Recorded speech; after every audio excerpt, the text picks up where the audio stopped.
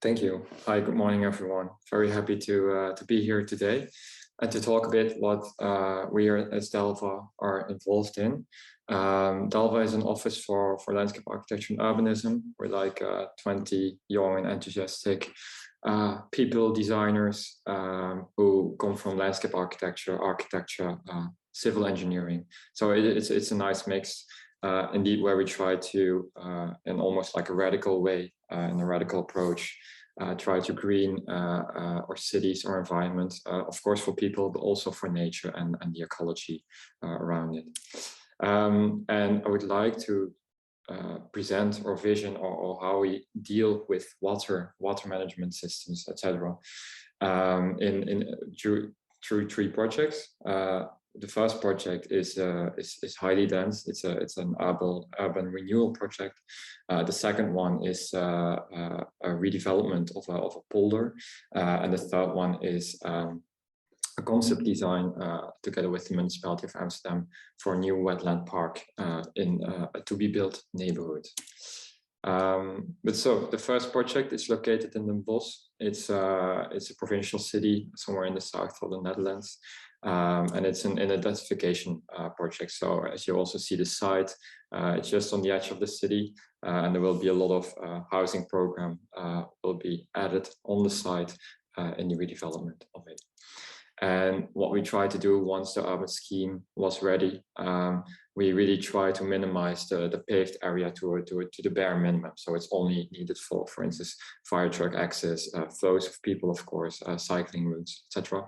But all the rest is green. And together with that green, we actually combine it with an extra function, which is the storage and the infiltration capacity of the green to also get a feasible water system, because municipalities nowadays, which is a very good thing, they have quite high demands on being able to store, to infiltrate, to handle large and intense rainfalls, which are of course occurring way more often nowadays. So in this plan, we worked actually with a four-step process where we first store water on the roofs of the buildings. Then we divert it and we let it infiltrate into the wadis. And when you really have loads of water, then the wadis, they fill up, and then they push the water further, they discharge it further into bigger retention zones along the river where the plot borders along. And then finally it's being discharged into the river, into the Dieze in this case itself. And so here you can see a bit of a schematic version of that. So from the rooftops, we store the water where you have a buildup of crates and then the green roof on top. And when these crates are full, they can be discharged into the wadis in the public space. You can do that also in an intelligent way. So you can store the water as long as you want on the green roofs. And then, for instance, when the next big rainfall is coming up, then you discharge them, then they're empty again, and then they can store a new amount of water again. And then from there, depending on where the building is situated along the plot, we send it further into the retention zones of the park along the riverbanks, and then finally into the river itself. And we're in the technical design stage right now. So right now everything becomes real. Also, the first site preparations are happening. And so the whole plan is actually designed, and we succeeded in not bringing in one single drainage system. So everything, all the water is being discharged gravitationally. So with the right slopes in the paving and in the surroundings, all the water automatically flows off towards the wadi systems and towards the retention zones. Second project is a project in LISSE. It's a small municipality close to the airport, Schiphol, here also in the Netherlands. And it's a development of 450 homes, residential homes for families and all types of people in the Dutch polder. And so we're building in an actually vacant piece of landscape, and it's quite a sensible task, of course, to do. It's also a sensible subject in the Netherlands nowadays. And if you see that polder, then you have to do it. If you want to fill it up, you have to do it with great response, we think. And what happens normally seen nowadays in the Netherlands is that certain developer comes along and they lay out a plan of streets, houses, big backyards in a very rational way, because it's easy, because it's convenient and it's fast. When we were asked to think about this site, we actually proposed a completely other way of thinking, where we said, no, we think we have to minimize the footprint of the buildings, or of the build and the infrastructure, as much as possible, make as little roads as possible, look more towards stacked combinations between parking and building, which is of course not a new thing for cities, but within this location, suburban location, it was quite new, also on the financial level. And therefore, with that ambition, with that approach, we actually freed up 12 hectares of landscape, which could be transformed into a fantastic and super biodiverse wetland landscape, where also the water can be used as a buffer for the development along it. And so this is a plan drawing which enrolled out of it. We're right now in a pre-design stage, so everything has been fixed. And now we're really detailing on the profiles of the street, and then how the water will flow off towards the bigger landscape itself. And I think that actually what the coolest thing of this project is that we need less roads and infrastructure than a traditional development. We also need less site preparations, less sand suppletion to preload the site, all that kind of stuff. And again, just like in the project in Den Bosch, we're not going to make use of drainage, underground piping to discharge rainwater. It's all going via the public domain into the water landscape, which surrounds every residential cluster. And our engineers calculated 2 months ago that that would save the whole business case of the project more than 2 million euros.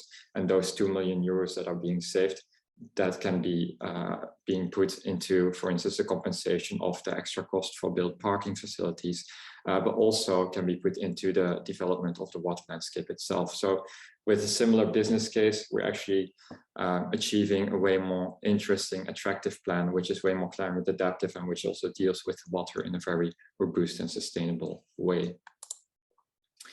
And it's even, it was even so nice and so ambitious that also the provincial institution that regulates all the water system in the Netherlands, that they want to take this project as a pilot within their policy, because the whole area is under lots of stress from flooding, from lower the soil that lowers because a lot of oxidation of the peat and everything. And they actually want to use our site as a buffer where we can have a flexible height level of the water, so that when there's a lot of water stress or pressure in the environment, they can let in some volumes of water into our area and then let it out again afterwards. So our plan is not only for the residents and all the inhabitants of LISSE to have nice recreational facilities, good ecology of the wetland landscape, but also to regulate the water pressure in the surroundings. Emiel, sorry, this is Matthias. You're going good. We have 2 minutes left, just to give you an idea. This is a very short one, so that's good. The last one is it's called STRANDEILAND in Amsterdam. It's a neighborhood that the municipality of Amsterdam is building in the middle of the IJ, actually, so right on the water.